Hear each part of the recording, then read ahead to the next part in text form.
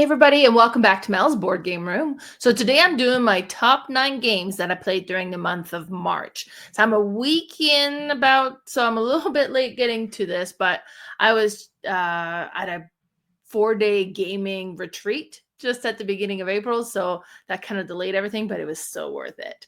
So before we get into all the games that I played, let's look at the stats. So I have played 88 times in the month of March. That was 73 different games. What was that? Did I play? Oh, yeah, everything was played at home, so I didn't go anywhere. But that was 6% of my base collection. So I thought that was a pretty decent month for board game plays. I did take a couple of days off and had my friend Carla come over, and we did like a full game day while Lee was teaching away. So kind of took advantage of having the house to myself. But yeah, so let's get going on the top 9. So in number 9 position, I have Shipwright of the North Sea. So I've now played all of the games of the West Kingdom, and I've played 2 of the North Kingdom. There's still one that, or the North Sea series, there's still one that I want, but like it's kind of a goal now. I want to get them all played. So finally got this one off the shelf, a shame. I had purchased it a little while ago, a few months ago, so it wasn't on there too long. But this was a really interesting game. So it's mostly played with cards, and you're kind of building your Viking village. You're recruiting kind of different Vikings to add to your village. You'll be building buildings, and then you're going to be building boats. And you're going to be sending them out. And it's kind of a card and worker placement game. So it was really interesting. Now, this one was originally published in 2014, and this is the Redux edition. So I don't know, since I've never played the original, what and how much has changed.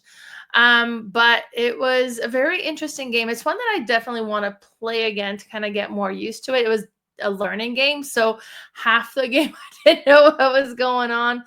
But the resources was very tight, kind of deciding, what to spend where, which card to keep. And there was like a drafting game as well. We played it 2 players, so I would be interested in trying it at a higher player count as well. But that's my number 9. So that was Shipwright of the North Sea. Then in number 8 position is Vivid Memories. I don't quite remember when I purchased this game. It's been on my shelf for a little bit, and this is another one that made it off the shelf, a shame. And I was so impressed with this. I really enjoyed the puzzly nature of this game. So you have this player board that has all of these little spaces, and it's double layered. So you have all these little holes on your board. And what you're going to do is on the main board, you have cards that have 3 tokens on it, and you can either take 3 different colors or 2 of the same color or a single color. And you got to decide if you're taking it from one side or the other side, and you got to place them all in the same spot in your board. And if you take the last tile of the card, you get that card as well. And that card's going to give you kind of a different ability that you can apply on your board that allow you to move things around or trade things out. And you're trying to create these different patterns that's on the other side of the card to be able to score that card, and that's going to give you points. But you're also trying to create a path in all of the tiles you're placing on your board to connect the different colors or symbols on the edges of your board. And then if you do connect it, you take a tile out and you replace that to show that you've scored it, but then it kind of creates a gap and you'll want to rebuild as well. It was so interesting. I really, really like this game. The components were so satisfying to play with. So really highly recommend. And that was Vivid Memories. Then in number 7 position is Harmonies. This is one that actually I found out when I was at the 4-day retreat that I have been playing this game wrong all along. So with this game, you're going to have these, it kind of bit like, what is it? A little Cascadia-like, and it's Azul. Is it Azul? That's gonna bug me now. But you have these tokens that you're going to be drawing. There's 3, and then you got to pick out of the batch of like all the 3 clusters that's out there, which one you're going to draw. And then you got to place them on your board. And depending on how you place them on your board, you're creating different patterns that could score you points, but then you're also trying to match patterns to the animal cards that you have so that you can place the animal tokens. So mandatory action is to draw 3 of those tokens and add them to your board. Optional action is to draw an animal card, and if you match the pattern, place the cube onto your board. Now, what I was doing wrong is we were playing it that the optional action was you either take a card, an animal card, or you either place a cube. And apparently, when you're playing this, if you match the pattern, you can place the cube as many times as you match the pattern. You don't have to spend a turn placing those out. So our future games are going to be much higher scoring, not that we don't have that limitations. I don't know why we're playing that way, if I misread the rules or if I was taught this game and it was just taught wrong. But I'm excited to play it properly, a whole game now. But even playing it wrong, Harmonies was such an interesting game. First of all, table presence is beautiful. The artwork on the card with all the different animals is really neat. It's a very satisfying game to play, and everybody I've played it with so far has loved it. And I would say this is a nice entry-level one as well, or family weight. So if you've got new gamers, or if you want to play with your kids, this might be a good one to introduce as well. Then in number 6 position is an oldie but a goodie, and that is Lords of Waterdeep. This is the game that started it all for me. My brother came over on my birthday and we played this one and Dominion, and I was like, whoa, this is the game that kind of made me discover modern board games. And I was on a path afterwards, and I got hunting and looking for games, and I was so impressed. And this one is so good. So it's a worker placement game where you'll be collecting different adventurers, which are cubes. And you're got to have different quests that you need to send your adventurers on to accomplish the quest, and then that quest is going to give you points. And there's different type of quests, and depending on your secret goal, which one you're trying to accomplish the most, then you can also acquire buildings that's going to give you new locations that you can go and visit on the board. The whole thing works so well. It's been around for a while, 2012, so it's an older game, but it's one that every time I hit the table now, I still love it. And that was my number 6, Lords of Waterdeep. In number 5 position is such a great game, and that is Memoir 44. So Memoir 44 is even older. That one was published in 2004. This is a game that I first played with my brother as well, and he was insisting that we play with him this game. He's like, you're going to love it. We should play this one. And we were kept getting together at gatherings. So it's a 2-player game. Now it says 2, and you could possibly play it at 8 with the Overlord scenario, but I've only ever played it 2, and it's primarily a 2-player game. So keep that in mind. But this is a game that replays the Battle of Normandy, so it's very historically accurate as well. And then you place all of the tiles on the board to kind of create the terrain, and then you replay that battle, see if you get the same outcome. And you can play on the one side, or you can flip the board over and play on the beach side. And for an army game, it plays quick. This one will play in like half an hour to an hour, and it's very entertaining to play. And when Carla came over, her husband had showed interest in wanting to try this game, so we played it so she could teach him, and it's still so good. Every time I play this game, I just kind of walk away kind of like, wow, that was such an epic game. So I'm a big fan of Memoir 44, and that's why it's my number 5. Then in number 4 position is Scandaloh. So Scandaloh is a sequel to Awkward Guest, which is like a whodunit solving clue type game. And I really enjoy Awkward Guest. The first time I played it, I knew I wanted it. I went hunting for it. When this one came out, and it got like really cheap, less than $20. So Carla had ordered me a copy of it, and we finally got it to the table this month. And I think I might like it even better than Awkward Guests. And it was getting such terrible reviews, and I don't understand why. And I think it might have to do with this theme. So with Awkward Guests, you're trying to solve a murder. With Scandaloh, you're trying to discover the scandal, which celebrities involved, what the scandal is, and who is publishing it with which newspaper. But the gameplay, the way that it works, was so satisfying. The player aid or the player sheet that you have to kind of keep track of everything.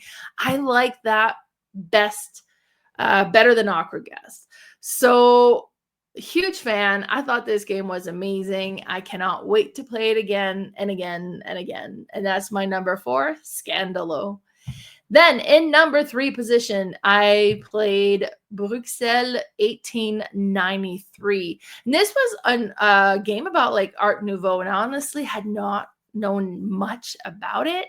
I had purchased the card game version first, which I hadn't played at that point yet either. And then I got the board game version, and we were trying to get rid of concentrate on my shelf of shame a little bit every time Carla was coming over. And this was one that was on there. So watch tutorials, learn how to play the game, and this game is impressive. I don't know why I don't hear more about it. This is an amazing game. So first thing that's going to happen is you're going to flip the card, and it's going to tell you kind of like a letter and a number, or 2 numbers. And you're going to decide between those 2 numbers which way you want the little frame on the little grid where you have all the different areas. And you're going to decide where you want that to point, and that's going to give you the area of what the actions are going to be available that round. So more players, it gives you a bigger area. Smaller player count is going to give you a smaller area. But you're going to decide is like, okay, well, I kind of want to build, or I kind of want to collect art, but I want to be able to sell them. So I'm going to set it this way so there's more of that actions available. And it's a worker placement game, and you can go and place your workers on that grid. I don't know if it's a grid, but the 5x5 location there. So you're going to place your workers there to activate those actions. And at the end of the game, like every shield that you see on there, if it's surrounded by all players, then whoever has the majority on that around the shield is going to get that point, and then whoever has the majority of each line is going to get the benefit at the bottom of that row as well. And then you can go on the main board and accomplish all of those same actions, but you're doing it for free, because doing it at the other place, you got to donate money. You got to place money to do it. The other one, you can do it for free, but you're kind of wrecking your reputation, and one of your workers, if you have the most workers doing those free actions, is going to be sent to court. I guess it's like they're kind of going to jail, but you can get them back eventually, possibly. What's interesting with this one as well is when you're selling the artwork that you've been collecting, you get to move the market first. And depending on what artwork you have in your hand, like if you move to benefit the green, then the pink that's on the opposite end is going to lower its value. So you have to kind of keep in mind that if hopefully you don't have both of those artwork from too extreme, but if you do, if you're benefiting the price of one, you're going to lower the price of the other. And you're going to be doing buildings, and depending on where the dials are, you're going to have provide certain material to complete the building. But then when you do, you move one of the arms over, and then whoever's the one doing the building kind of picks, and then it kind of changes what resources are going to be required to do the building. And the whole thing just works so well. It was such an interesting game. I really enjoyed that one. So that's my number 3, Bruxelles 1893. Then in number 2 position is Mansions of Madness. This game is just so fun. Now, this is an app-driven game. So you have the board game, you have the app that's going to run the game. And what we like to do when we do that is we connect the app to the TV that I have in my game room so everybody can see. I find otherwise it kind of gets like you have one person that's playing and everybody else get to spectate the game. So it's not quite as fun. But this one was so interesting. So you start with just the one room and you branch out. Now, what's interesting with those, mostly if you're playing a new scenario, is you do not know what you need to do to win the game. And you're going to discover that as you play the game, discover room and that sort of stuff. Now, we were doing terrible with this because at the start of the game says, oh, you hear some noises to the left of the house coming from the kitchen. And we all went right. So we should have followed the noise and kind of get discovering what needed to happen earlier on. But it was so entertaining. And then we played me, Carla, and Kayla. And unfortunately, Kayla went insane. And then she got so injured that she became permanently injured. And then she went insane again and then kind of died. And then because of that, we lost the game.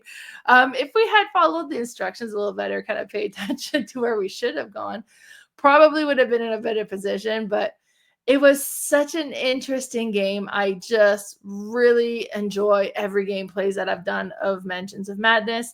And I was glad to get it to the table again. Then in number one position is a new game that just arrived recently, and that is Galactic Cruise. So I've played this game 3-4 times now. And every time we played, it's been with new players, and it just goes over so well. It's been a hoot. So with this one is you are going to be building cruise ships that are going to go in outer space. So you're going to put all sorts of fun rooms in there to attract your guests and then talk them into going on these cruises. So you need to build your ships. You need to pre-sell your tickets for your trips or cruises that you're offering. You're going to need to make sure that you have the proper resources, food, oxygen, and fuel in order to go on those trips. And everything's kind of give you points as well. And then getting access to different technologies, kind of setting yourself up so you can get access to more different actions at one time.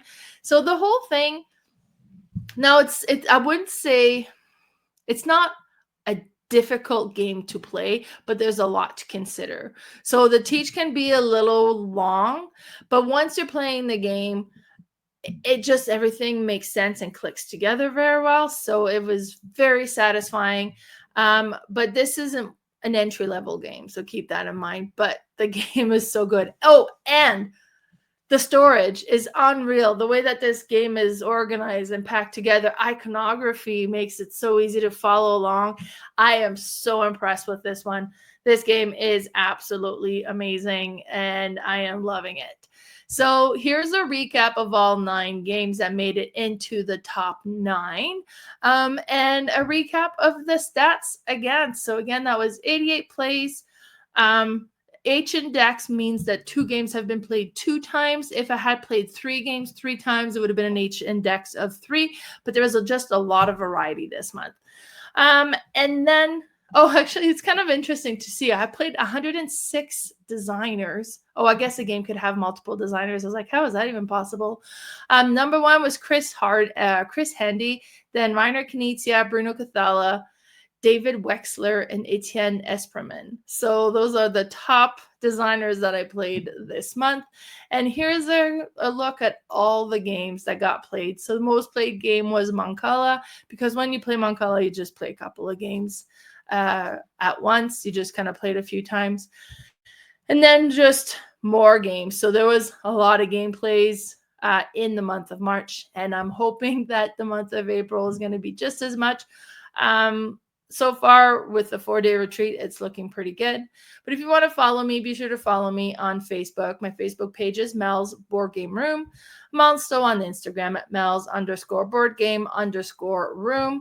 I also have a podcast that I do with my friend Carla called The Board Game Specialist, and my YouTube channel, Mel's Board Game Room. So thanks so much for tuning in. Bye, everybody.